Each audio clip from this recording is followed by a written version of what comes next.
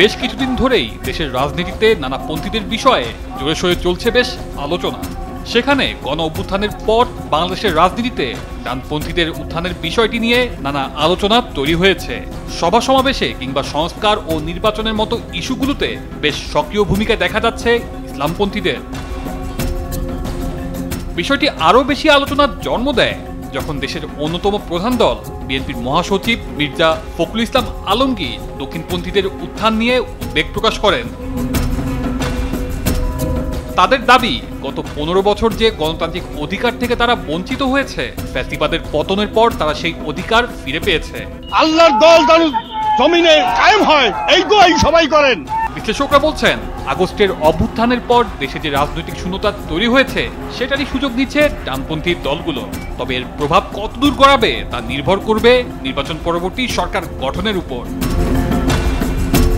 এই তো গেল নির্বাচন প্রসঙ্গ। এবার তাহলে চলুন জেনে আসি সাম্প্রতিক কয়েকটি প্রেক্ষাপটের কথা। গত 19 জুলাই স্বাধীন বাংলাদেশে প্রথমবারের মতো ঢাকা সোহরাওয়ার্দী উদ্যানে সমাবেশ করে ধর্মভিত্তিক রাজনৈতিক দল জামায়াতে ইসলামী। তার আগের মাসের 28 তারিখে একই জায়গায় মহাসমাবেশ করে ইসলামী আন্দোলন বাংলাদেশ। সেখানে সংস্কার, জুলাই হত্যাকাণ্ডের বিচার ও পিআর পদ্ধতিতে জাতীয় নির্বাচনের আয়োজনের দাবি জানায় তারা। আজকে টুপি দাড়িওয়ালাদের ক্ষমতায় যেতে দেবে না, এই স্লোগান শোনার জন্য মানুষ রক্ত দেয় নাই। এই দৃশ্য দেখার জন্য বুকের তাজা রক্ত জমিনে ঢেলে দিয়ে মানুষ শাহাদাত বরণ করে নাই। এর আগে গত 13 মে নারী সংস্কার কমিশন বাতিল সহ 4 দফা দাবিতে মহাসমাবেশ করে কওমি মাদ্রাসা ভিত্তিক সংগঠন হেফাজতে ইসলাম।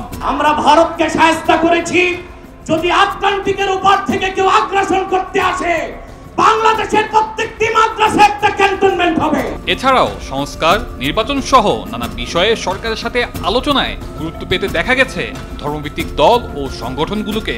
দক্ষিণপন্থীদের উত্থান নিয়ে বিএনপি মহাসচিবের উদ্বেগের বিষয়টি আলোচনায় এলে এর প্রতিক্রিয়া জানায় ধর্মভিত্তিক রাজনৈতিক দল ইসলামী আন্দোলন বাংলাদেশ।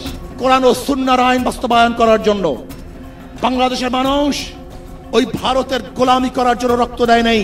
গণ অভ্যুত্থানের পর বাংলাদেশের রাজনীতি ও ধর্মীয় স্বাধীনতা নিয়ে গত 21 জুলাই একটি প্রতিবেদন প্রকাশ করে ধর্মীয় স্বাধীনতা বিষয়ক যুক্তরাষ্ট্রের আন্তর্জাতিক কমিশন USCIRF। এতে বলা হয়, অন্তর্বর্তী সরকার রাজনৈতিক স্থিতিশীলতা নিশ্চিত করতে প্রয়োজনীয় সংস্কার কাজ এগিয়ে নিলেও রাজনৈতিক উত্তেজনা ও ধর্মীয় স্বাধীনতা নিয়ে বাংলাদেশে এখনো উদ্বেগ রয়ে গেছে।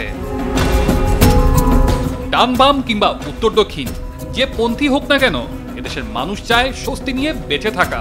সামনের দিনগুলোতে জনগণের এই চাওয়া পূরণে কারা সর্বাত্মক চেষ্টা করবে সেটাই এখন দেখার বিষয়।